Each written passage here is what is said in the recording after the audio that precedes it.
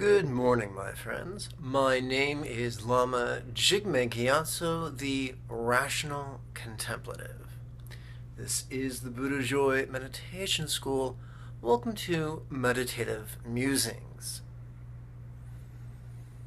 There is a passage in the Tao Te Ching, a book of philosophy, and I shall paraphrase.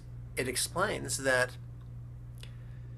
when we strive to win the love, approval, or friendship of others, we make ourselves their prisoners. More precisely, we make ourselves a prisoner to their feelings or views of us. And in that philosophical treatise, that is recommended against. It's taught that the key to fulfillment lies in the three treasures of centered simplicity, or simplicity, which is centered spontaneity, patience, and compassion. Keeping those as our goals guarantees a more fulfilling, peaceful life. Chasing opinions or views of ourselves guarantees an unstable life. I'm fond of telling people that it's safe to give others the benefit of the doubt. If we just go with the possibility that the people we're dealing with are smart and kind, they will work very hard to prove us wrong if we are incorrect. We won't have to figure out if they're stupid. They'll bend over backwards to demonstrate it. We won't have to, suss out if they're ill-intentioned. They will make it abundantly clear. And so life becomes much, much easier just to play with the idea that people are smart and kind until the evidence becomes to the contrary, hits us upside the skull a few times.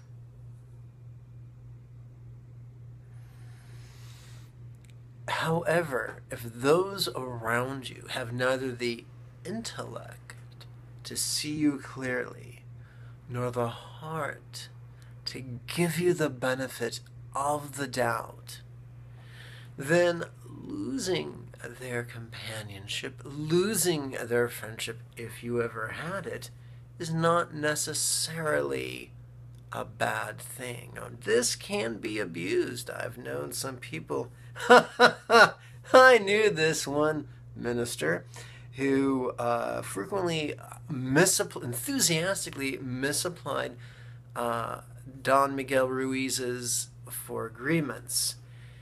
If I remember correctly, one of the agreements is don't take anything personally, and so he used that to say, therefore, if anyone has any rational criticisms about my choices or behaviors, I'm going to ignore it, because that's my way of not taking things personally. I'm reminded of a passage from William Shakespeare's Hamlet, and I'm going to paraphrase horribly. Oh, how like a god in my indecision. There is something when it comes to intellectual integrity, there's something very honest about doubt, about self-doubt, about willing to consider that we have ways to grow and improve. It's been my experience that the most noble-hearted people are eager to evolve and grow. And we have a choice at all times to be defensive or humble, to enthusiastically embrace the possibility of growth or to fervently defend against it, which I don't recommend. So when people fail to see you clearly and deny you the benefit of the doubt, number one, take that as an opportunity to explore and be open to possible growth, not in a contrived way, but in a spontaneous way. However, if people seem to be running amok and their inability to see you clearly or give you the benefit of the heart, this is from the heart, I'm going here, benefit of the doubt,